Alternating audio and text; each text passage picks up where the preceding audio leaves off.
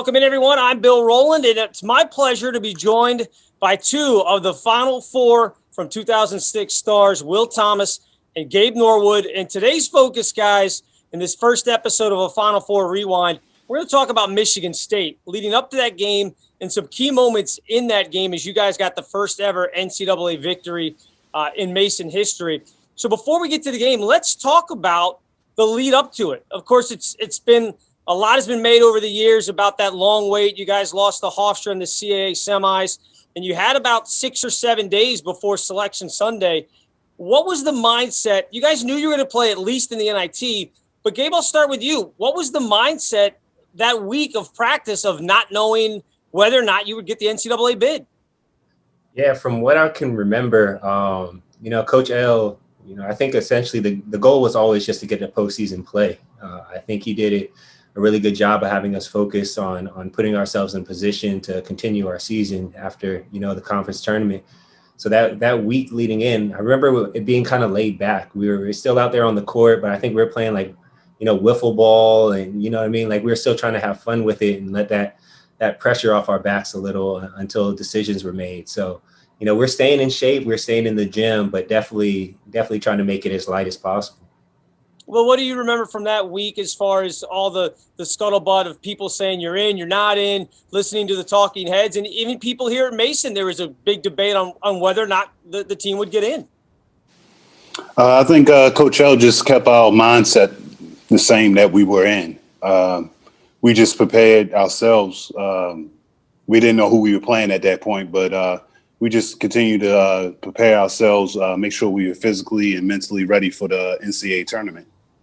So you guys get to Selection Sunday, you get in, it's Michigan State. I would imagine immediately you flash back to the year before when you had played them down at the Verizon Center and only lost by 6, oddly enough, in a game when Tony Skinn was hurt and didn't play. Do you remember the emotion, A, of the moment of getting selected, but also B, seeing that, hey, this is a team that we're familiar with. We got a shot here. Yeah. Will, I'll let you can go ahead first. Okay. Yeah, that's what we were all at Coach L house for the Selection Sunday. And when our name came across the screen, everybody jumping around and just enjoying the moment and having fun about it. Then I think our focus really turned to Michigan State, and we knew that team. They still had basically the same team from the year before. I remember that after that, my freshman year, Coach L was really mad at us because we only lost to them by 6, and then they made it to the Final Four. So he was like, "Oh, we're good enough if we continue to work hard and fully prepare for the upcoming season. We could be a Final Four team too." And did you believe when we got it?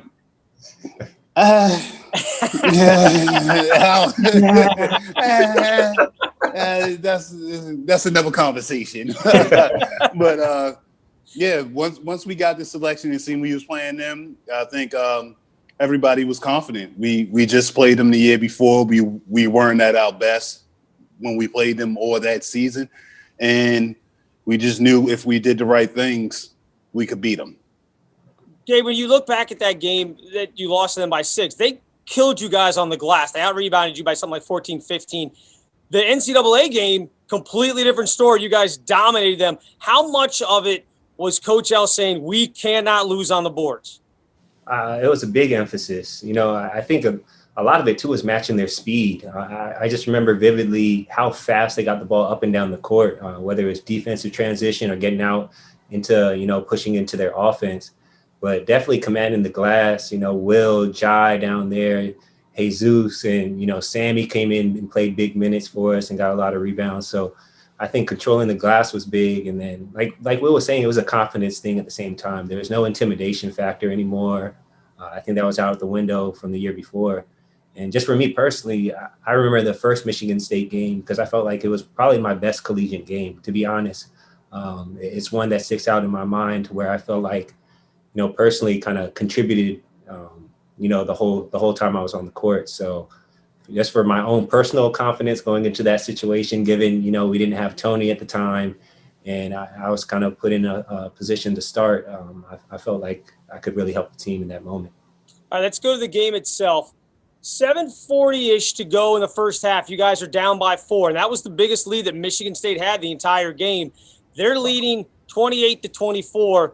You guys shut them down. They don't get a bucket for the last 7-something minutes of the first half until there's like 30 seconds to go. What do you remember about clamping down on them defensively? Because they had been getting whatever kind of shot they wanted. You guys were staying with them, but for that last 7:30, they went 1 for 9 from the field. What do you remember about the conversation on the floor being as far as clamping down defensively? And Gabe, I'll start with you with that. And I guess it just comes down to our chemistry as a unit. I think that was kind of we had great leaders in Tony, Lamar, and Jai in terms of really just getting us buckled in and focused. And like I said before, also their team speed. I think once we caught up with that and realized, okay, hustle back, get settled down in the half court and really slow them down. I think it played to our strengths, especially having, 2 post presences on the offensive end in Will and Jai, to where we could kind of dictate tempo and get them uncomfortable. Well, they were settling for jump shots. They had Paul Davis down low, but in that stretch, it was a lot of Shannon Brown taking jumpers, Maurice Sager taking jumpers. What was it about you and Jai being able to contain their inside guys? I think we were doing that all season. Our defense was basically set for a 3-point line in unless your man had the ball out in the perimeter. And we just fronted the post, try to keep it from going inside and rebound. That's basically all we did. It wasn't no magical thing we did. All right, so let's jump second half. You guys are leading at halftime. You push it out to 9. They come back and cut it close. You get it back out to 7.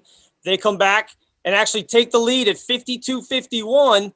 Coach L doesn't call a timeout. Were you guys surprised at that point that, Michigan State had made a couple of runs, but he let you play it out?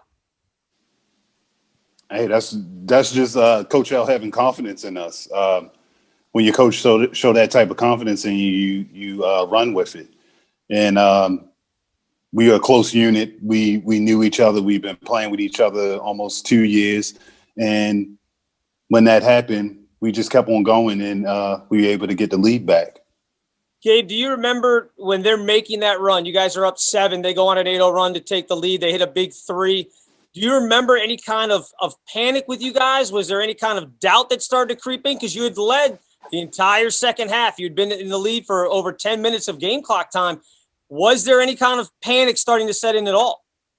I don't think so, to be honest. Like it all comes down to that. Actually, probably the year before, like Will had mentioned, we had some rough times. Will's freshman year, my sophomore year, it was growing pains, and we got to go through it together. We didn't lose a person on that team. We added pieces, but didn't lose any pieces. And I think that's hard to come by in college basketball. To basically play essentially almost 50 games together. It's rare. And we went out there, and it was just another, at that point, second half, it's another game. All the butterflies are gone, and you're able to just understand the game. Basketball's a game of runs. We're going to make their run, or they're going to make their run, and we can make ours. And I think that's what it was. And you guys did make the run immediately after they took that 52-51 lead. You guys go on a 10-0 run after that. Fowler, who was amazing in that game, Fowler and Campbell, 8 for 8 in that contest. He hits a jumper. Lamar hits a 3. To me, one of the biggest moments, though, came at the end of that run. Will, you got a big block on Paul Davis, grab the rebound, hit the outlet. Campbell hits a big 3. All of a sudden, you guys are up by 9, and it's essentially game over at that point. Do you guys remember the energy from the crowd? And though that was about a 2.5-minute stretch where you just absolutely dominated them on both sides of the ball. What do you remember about that particular segment of the game? I mean, for me personally, they called a timeout after that 3, right? I think after Fowler hit the 3, I think I was on the bench at the time, so I remember coming out. I think I chest bumped Fowler, and we took it back to the huddle. But it was one of those times where we didn't want to get too excited, but it was hard not to. When the crowd's getting caught up in it, and you understand the situation, we were definitely excited. But at the end of the day, that confidence was there. We knew we could get it done. And it's good to see when it does get done out there on the court. Well, when did you finally believe that it was going to happen? When did you think did you, until it hit zeros, or did you at some point, you guys are up 10? Yeah, when it hit zeros. Yeah, when it hit zeros, that's when you know you got it. The games are 40 minutes, and anything can happen in the NCAA tournament. It was just us keeping our staying with the confidence and keeping our cool throughout the game.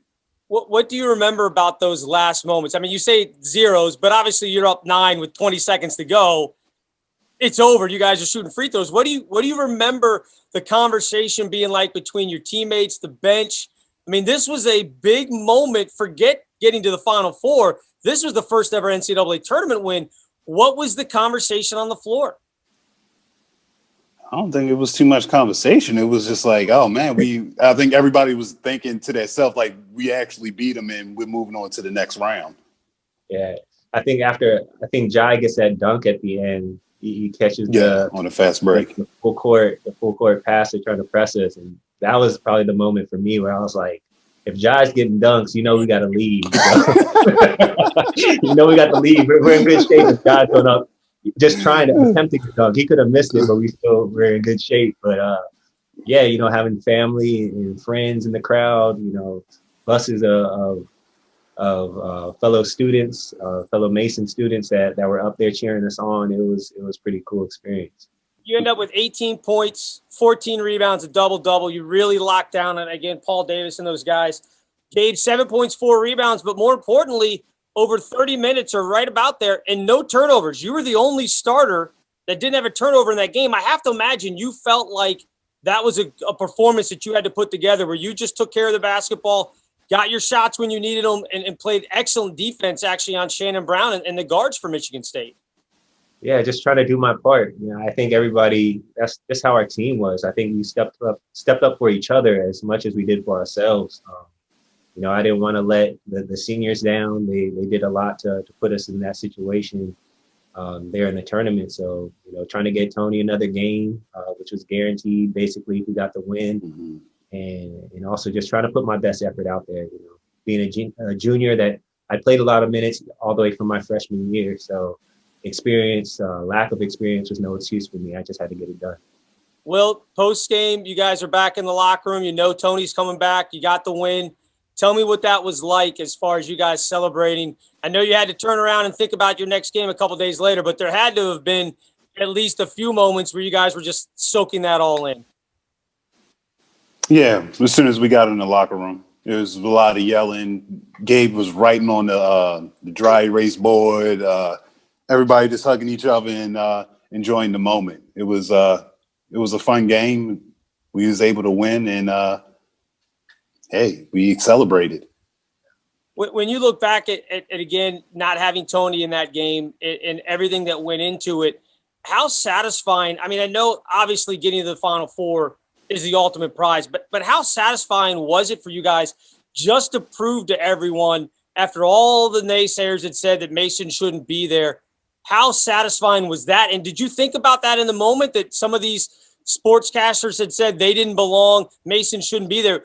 Did that stick in the back of your mind at any point, especially during this first game where you go, okay, we just proved we belong here? I don't think it stuck in the back of our minds. They didn't know who we were. So it didn't matter that they said we didn't belong. We just had to go out there and play. At the end of the day, you go out there, you step in them lines, everybody's human. They gonna make mistakes, we gonna make mistakes. If they don't know about us, well, that's their problem. And we knew we were a good team. Gabe, same type of thing, that you guys weren't worried about what the outside people were saying? No, I think it was spot on, especially just the way the season went. Going on the road, winning at Wichita State, especially towards the end of the season, I think gave us all the confidence in the world. A program that was on the up and up, and everybody was talking about Wichita State and how well they were playing, and we, 3 weeks before the tournament, we had beaten them at their place. So, our confidence was never shot.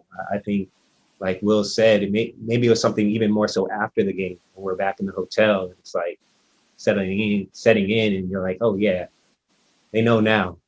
But But during the game, I think we were just so locked in on getting the win. We weren't very just distracted. Awesome. Well, guys, thank you for this trip down memory lane for game one. We'll be hearing from both of you further on as we get towards obviously Wichita State, UConn, and everything else. And I appreciate the time. And I know people are going to love hearing about these memories and reliving all these games. So thank you very much. No problem. Hey, no problem. Thank you for having me.